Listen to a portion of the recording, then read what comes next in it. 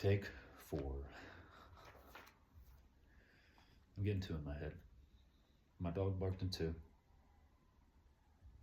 The last one I got in my head. And here we are. But, yeah. Fundamentally, consciousness is earned. Consciousness intrinsically is an earned experience, more precisely through necessary suffering. By necessary suffering, I mean that suffering is a tax we pay through time spent. And due to the fact that we aren't in control of the flow of time, it does not stop. The tax of suffering is unavoidable. Unnecessary suffering, I would define as suffering done unto others without their consent or willingly. Although the suffering tax is unavoidable, we are able to choose when we pay it, consistently over time or as a lump sum. Paying your tax consistently over time provides consistent return on investment. Insights into oneself, one's shadow, our effects on the world and the world's effect on us. It broadens our understanding of the universe and nature and teaches us to shape who we are to work in tandem with the needs of the universe.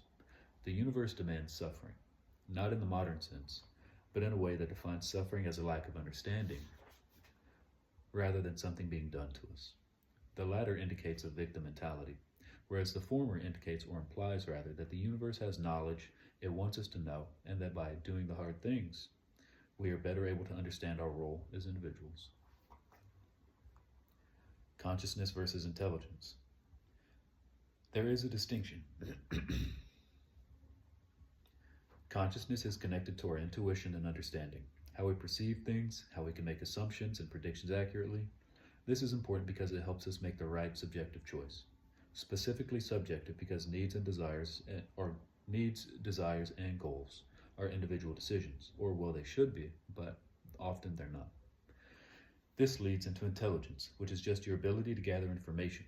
This idea, of course, can be argued, but this is what I believe. Both of these, however, can be cultivated or nurtured. I prefer nurture because it better implies care for what you're engaging in. The main difference, in my opinion, is that through nurturing consciousness, you better learn yourself and your shadow, and learn how to take this knowledge and apply it with forethought, leading to a better, more fulfilling life. Intelligence, however, has no impact on your ability to make meaningful subjective decisions, but helps you navigate the physical world with your new conscious experience. Why is the shadow important? The shadow. Unconscious negative projections we place on others that are unknowingly the negative aspects we have and dislike about ourselves. This is important because by understanding our shadow, we are better able to foster genuine connections with others, potentially helping them foster their own genuine connections through integration of their own shadow. And I'm not saying this because I have a desire to lead people or have people follow me, but I think that if everyone understood that concept in a way and, at least went and put in a little bit of effort to integrate it, I think society as a whole would benefit. We see a lack of shadow integration very easily through government and or world leaders. Yes, they are intelligent, oftentimes more than we are, but as I said, this only helps navigate the world, but not ourselves. I would argue that they are at such low levels of consciousness that they are almost fully engulfed in their own shadow, seen in their desires for money, power, war, lust, and things like that. The list can go on. But due to their intelligence and admirably in some ways, cooperation with one another, they are able to cast their shadow over the masses and not just individual people. And due to the general lack of consciousness in society, we overlook it, accept it, and become engrossed in it. We begin to throw our own shadow over them as well, not knowing we secretly desire what they have. They don't deserve that much money, but do we? They don't deserve that house. Do we?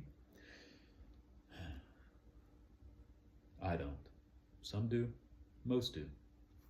And that feels very egotistical to say. I'm just going to finish. Genuine subjective connection. It's subjective. You know what you need in life, what you can gain that will make you able to connect with what is ultimately a universal consciousness.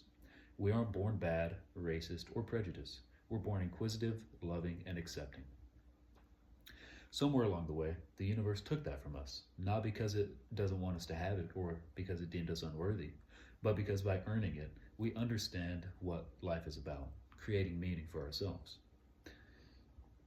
Acceptance. Accepting we are capable. accepting we are servants to a higher consciousness, and ultimately that we are the higher consciousness. We are the universe, accepting of itself and therefore accepting of everyone. And that's what I believe. So,